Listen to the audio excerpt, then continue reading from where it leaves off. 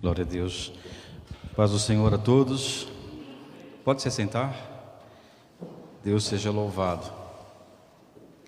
De fato, o Senhor já falou bastante aos nossos corações. Amém? Posso dar a bênção apostólica já ou não? Amém.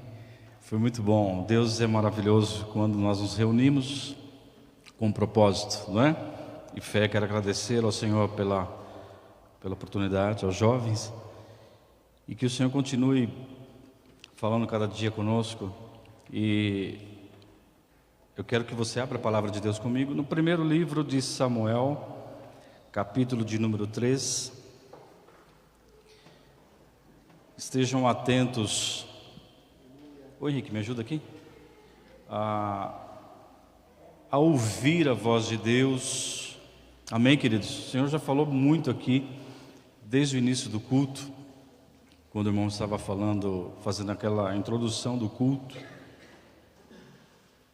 no momento que a irmã estava também contando o testemunho aqui, falando sobre a oração contínua da igreja, fez com que o anjo fosse até ali onde Pedro estava, amém? O despertasse. Então eu acredito que a mensagem que o Senhor tem para nós essa noite é essa, um despertamento. Amém, queridos? Um grande despertamento, não só para os jovens, mas também para os sacerdotes, para toda a igreja, tempo de despertamento. E estarmos sensíveis para ouvir a voz de Deus. Não apenas prestar atenção nas mensagens ou estar no culto, mas conseguir escutar a voz de Deus e conhecer quando Deus está chamando. Então eu creio muito que se nós tivéssemos um tema para o culto de hoje, seria esse despertamento. Então o Senhor está nos despertando, não só aos jovens, a mim, a todos nós, os pastores, para esse tempo. E um propósito maravilhoso Ele tem para nós. Amém, queridos? E quando nós damos ouvidos ao que Deus quer fazer, é tremendo. Quando a gente ouve falar de Deus e quando a gente se coloca no propósito e quando a gente identifica que essa voz é a voz divina, é muito tremendo. Antes de eu ler aqui, me lembro de um testemunho muito bom, muito bonito, muito forte, de uma mãe, de uma mulher, tinha 4 filhos, e ela estava num momento muito crítico da sua vida, muito doente, muito enferma, e além de tudo isso, ela tinha, o seu marido era alcoólatra, era trabalhador, mas ele tinha o vício da bebida, e estava já como um alcoólatra, e quase tudo que ele ganhava ficava mais do que a metade no bar. E essa mulher doente tinha que trabalhar para ajudar a criar os filhos. De tanto sofrimento, de tanta doença, tanta tragédia. Ela não era violentada, não era, ou seja, o seu marido não lhe batia, mas agredia com palavras, psicologicamente, aquela pressão psicológica terrível, ela não aguentava mais. E doente, não tinha quase que cura. Um dia o diabo colocou no seu coração, soprou no seu ouvido dizendo: tira a tua vida e de seus 4 filhos. Para que você vai ficar sofrendo? Você vai chegar em casa, teu marido vai chegar alcoolizado, xingando, brigando. Tira a sua vida, você não precisa estar doente mesmo. Tira a vida dos seus filhos pequenos, eles também não vão crescer para ver esse sofrimento. E ela saiu de casa de madrugada para trabalhar. Morava na zona sul de São Paulo, trabalhava no centro, lá no Ibirapuera. No centro não, no Ibirapuera. E um dia ela saiu para trabalhar, e quando ela saía do trabalho, ela passou num lugar, comprou veneno, comprou 1 litro de Coca-Cola e disse: hoje a gente dá um cabo nisso. E o diabo soprando no seu ouvido, para tirar a vida dela e dos filhos. Até que ela estava no ônibus, passou na frente de uma igreja, ela desceu, e ouviu falar de um Deus que podia mudar, sem ela saber de nada, e sem a pessoa que a atendeu, sem saber de nada do que estava acontecendo, disse: não faça isso que você quer fazer, não ponha a cabo da sua vida. Ela começou a ficar assustada. Joga fora essa ideia que você tem guardada, fixa, para tirar a sua vida dos seus filhos, porque Deus tem um propósito para você e seus filhos.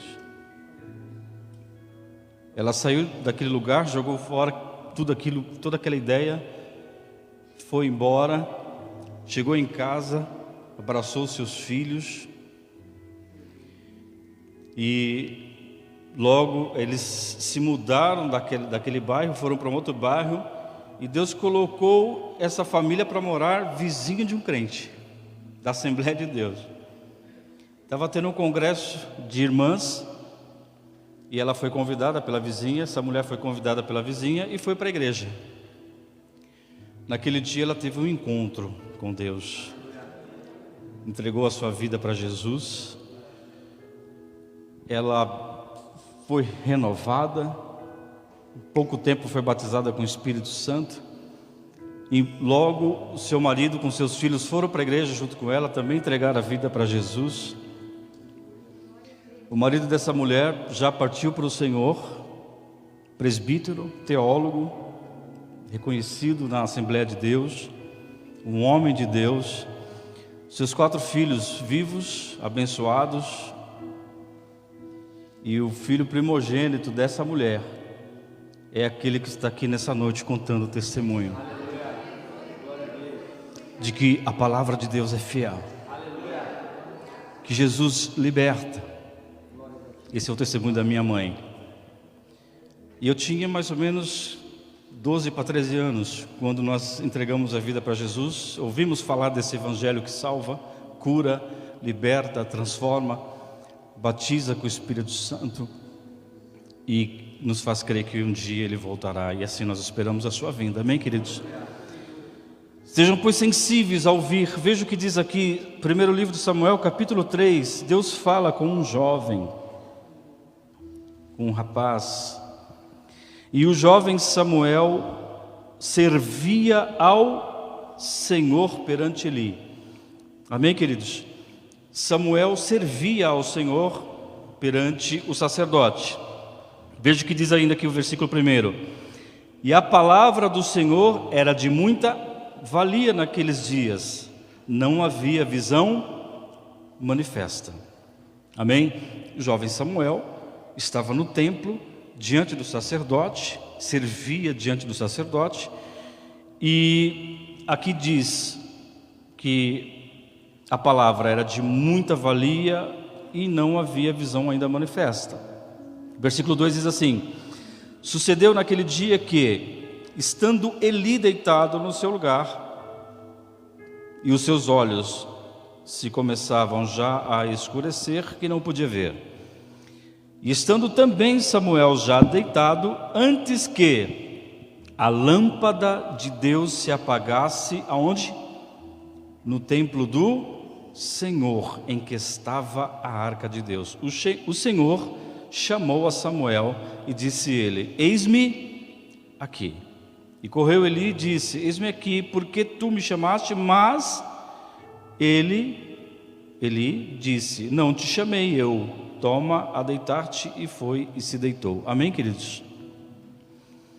Samuel estava deitado e ele começa então a ouvir alguém chamando. É como se ele estivesse escutando a voz de Eli, porque ele corre até Eli e diz: Eli, por que você está me chamando? Não, eu não estou te chamando, volta a deitar. Isso se repetiu por 3 vezes. E diz aqui, queridos, vamos rever aqui o versículo 1, que Samuel fazia o quê? Servia ao Senhor. Ele estava a serviço do templo. Ele servia ao Senhor perante o sacerdote. Por quê? Porque antes de nascer, ele foi fruto de um projeto divino, resposta de orações de Ana também da fé, da esperança de Eucana, que todos os anos eles iam a Siló para adorar ao Senhor, para sacrificar e adorar ao Senhor. Ana não tinha filhos. Por que ela não tinha filhos? Porque a madre dela era cerrada, ou seja, Deus cerrou a madre dela e ela não podia ter filhos. Então, a Bíblia diz que o Senhor não permitia, por enquanto, que ela tivesse filhos, porque Deus havia cerrado. Mas no momento que eles estavam no templo adorando, ela orou, pediu a Deus que lhe desse um filho. Ela fez uma oração específica: que o Senhor me der um filho, menino, varão. O que eu vou fazer? Eu vou entregá-lo ao Senhor e ele viverá no templo. Amém, queridos? Então Samuel estava cumprindo não apenas o desejo do coração de sua mãe, ou o cumprimento de um voto. Amém, queridos? É importante que todo voto, tudo aquilo que sai da nossa boca, tem que ser cumprido. Assim diz a palavra de Deus. Amém, amados? Por isso que nós temos que cuidar com aquilo que falamos ou votamos. A Bíblia diz que se você não quiser votar nada, não tem problema, mas se você se compromete a fazer algo, você tem que fazer. Se você diz que vai fazer algo, você tem que fazer. Jesus ainda disse o que, amados? Que seja a tua palavra sim ou não. Se é sim, tem que ser sim. Se é não, tem que ser não. Ok? Então, ele está cumprindo um projeto, um propósito. Ou seja, um voto está sendo cumprido através de sua vida. E há também uma explicação para isso. Quando você começa a puxar a genealogia de Samuel, ele era um levita. Ele também era um dos filhos de Levi. Um dos filhos de Levi, Coate, dos coatitas. E quando você lê a história dos levitas, dos coatitas, eram aqueles que eram separados justamente para quê? Para serviço do templo. Até por isso que Eli aceitou que ele ficasse no templo, porque ele era também um levita. Então ele servia. Só que diz aqui a palavra que a visão ainda não era manifesta. A palavra era de grande valia. Ele começa a escutar uma voz. Ou seja, ele escuta, mas não conhece, não sabe ainda o que é. Por isso que ele corre 3 vezes a Eli e diz: por que você está me chamando? Ele fala: volta a dormir, porque eu não estou te chamando. Ele ouvia, mas ainda não conhecia. Amém, queridos? Mas como explica isso se ele estava no templo, cresceu no templo, estava crescendo no templo e servindo? É possível que alguém possa passar tanto tempo dentro de uma igreja, mas não conhecer o que é a igreja, não saber o que é a igreja. Será que é possível alguém viver tantos anos dentro de uma igreja e ainda não ter aquele encontro real com Jesus? Será que é possível servir tanto, tocar, cantar, tirar ofertas, pregar e ainda não conhecer esse Deus? Samuel servia onde? Versículo 1: no templo do Senhor, diante ou perante o sacerdote.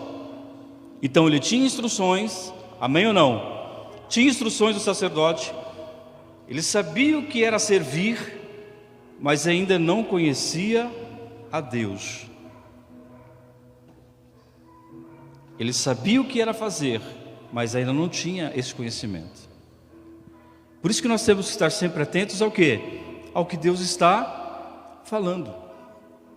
Por um outro lado, tinha um sacerdote da linhagem sacerdotal, servia como sacerdote, o sumo sacerdote, seus filhos eram sacerdotes, tinha uma promessa perpétua sobre a sua vida. Deus tinha uma promessa para Eli, dizendo: Eli, assim como ele fez promessa para Moisés, Arão e todos que seriam seus descendentes, que seriam sacerdotes, Deus ainda fala para ele: Eli, eu falei para ti que você e as suas gerações futuras serviriam perante mim no templo, mas longe de mim que isso aconteça, porque aos que me honram eu honrarei, porém os que me desprezam serão envergonhados.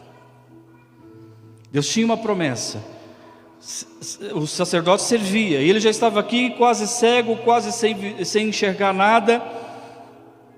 Ele, quando pela terceira vez que Samuel chegou diante dele, disse: por que você está me chamando? Ele entendeu, não era ele, que era quem? Deus é que estava chamando. E ele fala para Samuel: Samuel, volta a deitar, e se você ouvir chamar de novo, você vai dizer assim: eis-me aqui, Senhor, fala comigo. Aleluias. O menino ouvia a voz, mas ainda não conhecia. Por um outro lado, tinha um que conhecia, mas não estava ouvindo mais a voz.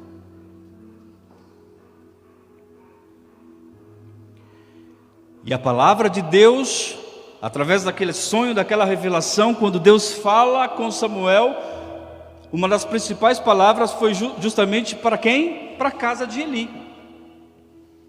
Deus vai usar Samuel para repreender o sacerdote. Prova que quando ele se levantou e amanheceu e foi se encontrar com o sacerdote disse: diga-me tudo e não me esconde nada. Tudo que Deus te falou ao meu respeito, entrega o mistério, entrega o manto. Se fosse hoje, diria isso, né? Entrega o rolo. Fala aí o mistério, o que aconteceu? Me entrega tudo. E então Samuel teve que entregar aquela palavra profética, tudo que Deus faria contra Eli e a sua casa. Amém, queridos? Ele então entende, e eu vejo aqui que Deus tinha um propósito tremendo através da vida de Samuel. Deus não queria simplesmente dar um filho para Ana, que orava tanto insistentemente e chorava muito, e estava com a sua alma angustiada. Deus queria um grande profeta sobre Israel. Amém, queridos? E encontrou. Mas olha que interessante, Deus também chama Samuel em que momento? Ele estava onde?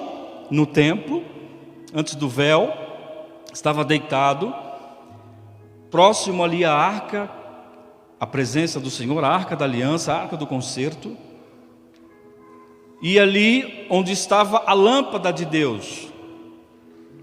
A lâmpada, quando você lê Êxodo 25, quando Deus dá ordem ao povo hebreu para fazer o quê? Trazer oferta e construir uma tenda, um tabernáculo. Depois você vê isso, coisas tremendas, visão daquilo que é divino, que é dos céus. O Senhor pede para construir. E quando você lê lá em Êxodo 27, fala sobre o azeite especial para os sacerdotes acender a lâmpada, e a lâmpada tinha que estar acesa continuamente antes do véu, perto dali da arca. No templo tinha que ser, e era o estatuto perpétuo, a lâmpada não podia se apagar. Tinha que ter azeite e alguém para estar ali abastecendo as lâmpadas para elas não se apagarem. Então, aqui nós lemos no capítulo 3 que antes que a lâmpada de Deus se apagasse, no versículo 3, Deus chama Samuel. Amém, queridos? Antes que a lâmpada se apague. A lâmpada aqui também, ela representa o quê? A presença de Deus, a luz, que tem que estar acesa continuamente. Era um estatuto perpétuo. Então os sacerdotes tinham que manter as lâmpadas acesas continuamente. Amém, queridos? Então antes que a lâmpada se apague, Deus desperta o menino. Por isso que eu falei no início, que o culto de hoje, se tivesse um tema, seria o quê? Despertamento. Será que tem alguma lâmpada aí que não está quase se apagando? Deus está querendo unir gerações para que a lâmpada continue acesa. Porque Jesus veio e disse: vós sois a luz do mundo e o sal da terra. Nós somos Jesus disse: vós sois a luz. Antes que a luz se apague, o Senhor chama.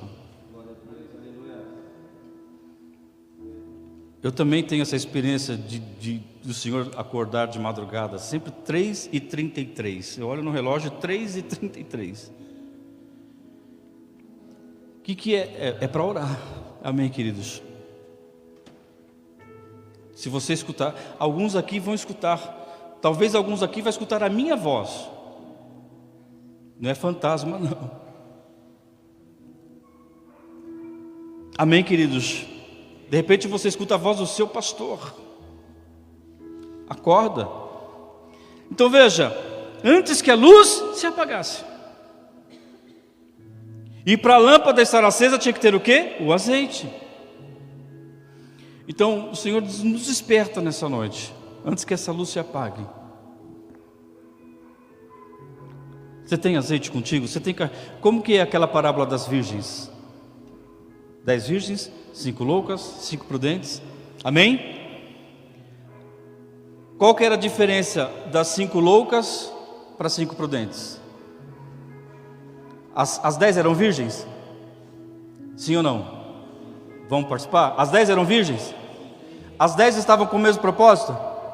Qual era o propósito? Esperar quem? As 10 eram virgens? As 10 tinham lâmpadas? As 10 estavam esperando o noivo? Qual era a diferença? A quantidade de azeite.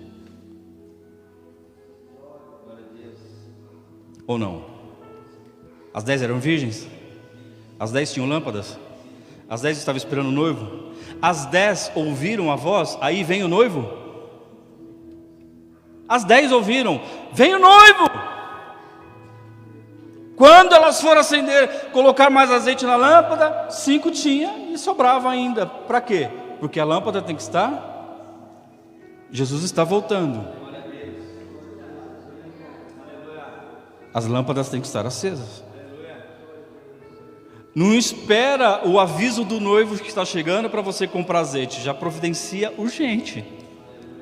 Amém, queridos? Deus sabe o que faz. E Ele sabe por que está falando isso conosco nessa noite. E eu acredito que Ele está unindo gerações. Uma geração que ouvia a voz, mas ainda não conhecia Deus, com aquela que conhecia, mas estava esperando que a lâmpada se apagasse. Você conhece aquela história da primeira multiplicação de pães? 7.000 foram alimentados, não é? Saciados. Ali tinha um menino com 5 pães e 2. Ele tinha pães? Sim, mas não sabia o que? Por um outro lado, tinha 12 apóstolos ou discípulos, sabiam que, mas não tinham pães. Aleluia. O Senhor provê pães. O Senhor provê, e o Senhor quer nessa noite nos encher. Eu estou tremendo aqui, eu estou sentindo o mover do Espírito Santo. Jovens, irmãos e irmãs, quem nos ouve, quem nos assiste pela internet, o Senhor está te despertando agora. Ore, busque. Jesus está voltando antes que essa lâmpada se apague. Você é luz, você é sal. Para que serve o sal? Me ajuda, gente. Para que serve o sal? Para salgar? Para dar gosto? O que mais? Para conservar? O que mais, gente? Me ajuda? O sal também dá sede.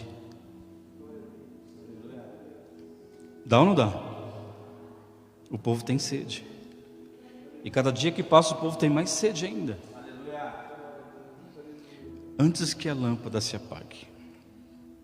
Amém, queridos? Vamos orar nessa noite?